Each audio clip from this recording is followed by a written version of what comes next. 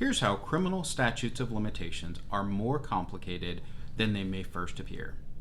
A statute of limitation is a limitation on the amount of time the state has to bring charges against a person. So, for example, in misdemeanor cases in Texas, the state only has 2 years from the date of the alleged offense to bring criminal charges against a person. The reason we have criminal statutes of limitations is because as time progresses, it becomes exponentially harder to find defensive materials. Now, this need for a person to be able to mount a proper defense is balanced or counterbalanced by the need for prosecution. And the legislature tends to favor prosecution, especially of serious offenses. So once you start looking at very serious felonies, murder or sexual assault cases involving children, you'll find there is no statute of limitations. Generally, felony charges have a 3-year statute of limitation in Texas unless otherwise specified. And you'll see that some offenses have specific statutes of limitations. They could be 5 years, they could be 7 years, they could be 10 years in felony cases, or as we just discussed, there could be no statute of limitation for the most serious types of offenses. Although we now have offenses that have no statute of limitations, understand this has changed over time.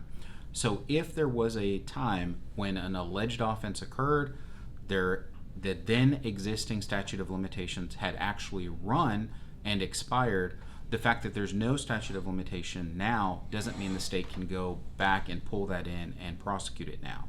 So when you have a charge where there's currently no statute of limitations, you still have to do your due diligence to see if there had ever been an expiration of the statute of limitation. A statute of limitation can be paused or tolled under certain circumstances. One example is if a person is outside of the state. So you might have a misdemeanor with a 2-year statute of limitation. A year into the time since the offense occurred, the person leaves the state and is out of the state for 5 years. Well, the statute was paused when the person left the state. And so even though 6 or 7 years have gone by, now the prosecution can still file a case and go out and apprehend this person or apprehend them when they come back to Texas. Remember that a statute of limitation only affects when the state can file a case. It does not affect how long a case can be pending. A lot of times we'll get questions about the 180-day rule or the 90-day rule in Texas. What those rules are referring to is how long a person can be on bond without limitations. So what we're talking about for the statute of limitation is the actual filing of the case. That means an offense has occurred, perhaps you've been arrested, but the case hasn't been filed. The clock is ticking for cases that have statutes of limitations.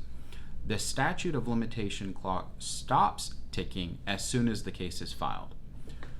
The 90-day rule refers to how much time a person can be kept in custody without a reasonable, perhaps personal or extremely low bond is set to secure their release. So it doesn't mean that on the 91st day of being in custody, the prosecution can't bring charges. It means that the judge has the authority to reduce the bond significantly, and most judges will even consider releasing someone on a personal bond. The 180-day rule refers to how long the state has to bring charges without limitations on the bond when a person's out on bond. So within the first 6 months of an arrest, the state's trying to indict cases because if they don't, the great likelihood is the judge will reduce the bond amount and the bond conditions to either a minimally restrictive bond or a bond with no restrictions, also called a personal bond. And at that point, the state has no way to really ensure this person's going to show up for trial or for any court settings. And what prosecutors don't want to see happen is the person leaves the country because they were not on bond conditions and no one was supervising them, or leave the state, or find some other way to avoid appearing in court. For that reason, prosecutors try to meet these artificial deadlines of 90 days and 180 days. But understand, even if the 90-day or 180-day window passes, there is nothing limiting the state from still pressing charges or filing a case as long as the statute of limitations has not expired. There are many reasons that a case could get delayed or not indicted within the first 180 days or first 90 days. These include cases where the prosecutor does not have the complete file yet. They're waiting on the police department to get something to them. They're waiting on additional victim statements or witness statements. And commonly, they're waiting for lab reports. So in any drug case, the state should wait for a lab report before they indict a drug case to know what the substance actually was and the true weight of that substance.